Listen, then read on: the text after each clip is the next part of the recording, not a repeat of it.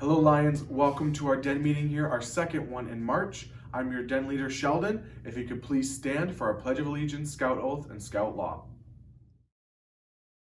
All right. Scout salute. Please join me in the Pledge of Allegiance. I pledge allegiance to the flag of the United States of America and to the republic for which it stands, one nation under God, indivisible, with liberty and justice for all. 2. Please join me in the Scout sign and repeat the Scout Oath. On my honor, I will do my best to do my duty to God and my country and to obey the Scout law, to help other people at all times, to keep myself physically strong, mentally awake, and morally straight. Please join me in the Scout law. A Scout is trustworthy, loyal, helpful, friendly, courteous, kind, obedient, cheerful, thrifty, brave, clean, and reverent. 2. Hey Lions, last time we got to learn how magnets worked and how they moved with each other, but this time, why don't we learn how to make a magnet out of electricity? How do we do that? Well, as always, our good scientist friend Ernest was going to help us out. Let's go check in on Ernest and see if he can help us out by making a magnet this time.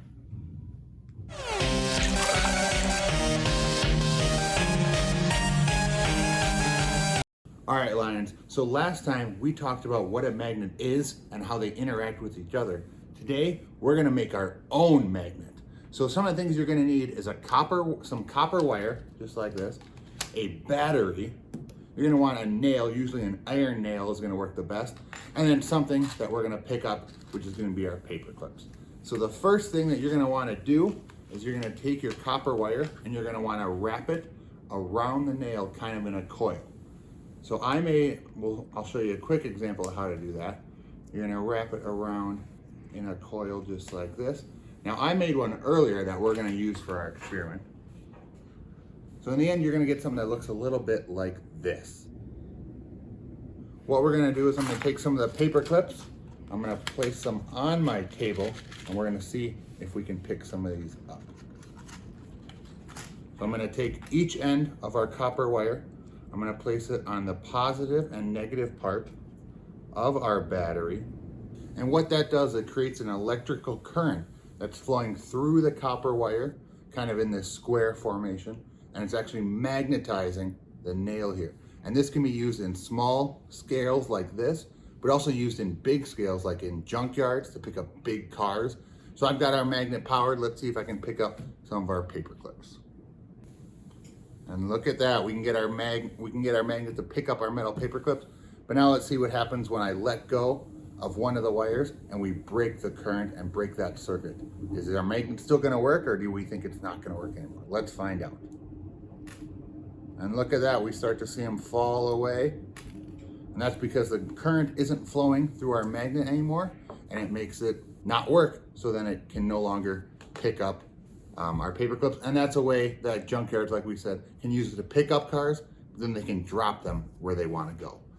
So now that we've made our magnet, let's talk a little bit about what other uses magnets have. For one, farmers might use them to protect their cows. So cows don't always understand what they're eating, and so farmers will use magnets, not like this, a little bit different, to help protect those cows, so in case they eat any dangerous metal objects, it won't pass all the way through them and will kind of just stick to the magnet and keep them safe. One other use is for sharks and swimmers. So when sharks and swimmers kind of interact in the same area, scientists will put a layer of magnets similar to this, but not quite like this, in the water to help protect the sharks from the swimmers and the swimmers from the sharks. So sharks have these electroreceptors in their heads that when they get near that magnetic field, kind of bothers them, and it makes them want to swim away, and it keeps those swimmers safe. So those are a couple other cool uses that we can use for magnets. All right, and that's a way you can make a very simple electromagnet. And if you want to try this at home, you certainly can, but make sure you get an adult's permission and make sure they're supervising while you do this so that they can help you if something goes wrong. All right, thanks for joining me, Lions. Bye. Hey Lions, we got to do a lot of fun stuff this month. We got to learn how magnets work and we got to build one. Mind blown. Can't believe we got to do so much fun. Special thank you to our scientist Ernest for helping us learn how to build a magnet as well as play with some. Join us next time when we learn about outdoor skills. It's going to be a lot of fun. See you guys there. Bye.